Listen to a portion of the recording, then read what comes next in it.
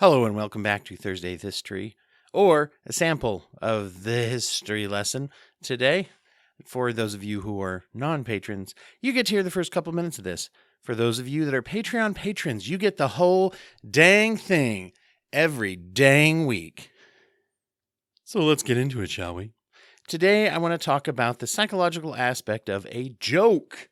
That's right, classic vaudeville joke. Why is it funny when someone slips on a banana? Or why did we ever think it was? A lot of heavy episodes so far in the last few weeks. I wanted to put something in here to just kind of break it up a little bit and have a little fun today. So I want to get into a little bit why do we have humor and a little bit more into banana peel humor, everyone's favorite genre. Well, Sigmund Freud had the theory that laughter allows people to let off steam and release pent-up nervous energy. I got some of this information about humor in general from an article in Scientific American from 2019 called What's So Funny? The Science of Why We Laugh. The big old picture of Hannah Gadsby, the comedian, at the top of this article. So there we go. I think they're pretty funny.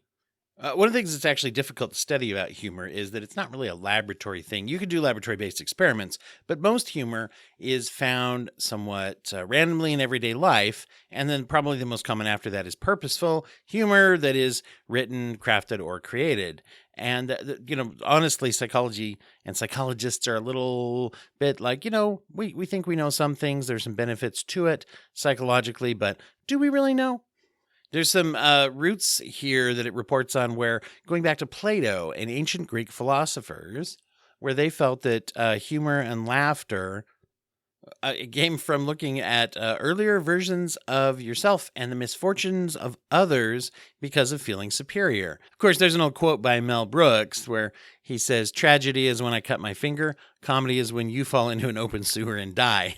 So there is some relationship between tragedy and comedy. One of the things that's very interesting in trauma is that people do often externalize some of those feelings in humor.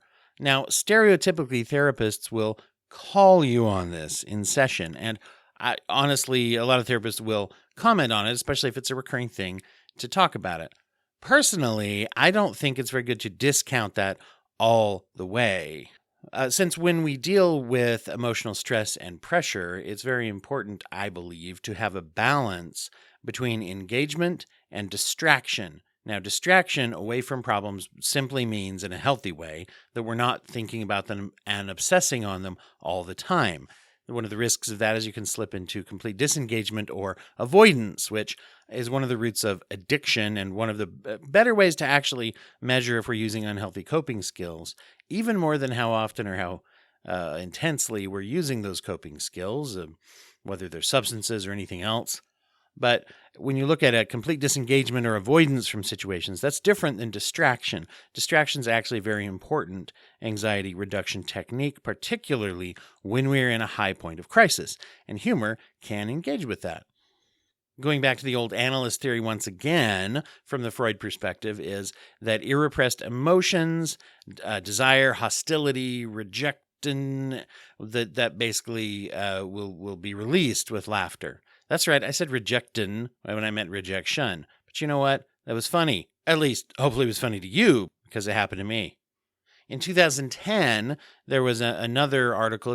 It was a study in the journal Psychological Science by Peter McGraw and Caleb Warren, where they introduced this concept of a benign violation or an incongruence to expectation. And there is this idea that, humor often is a violation of our basic assumptions or expectations, that I think a story is going one way and then it switches on me.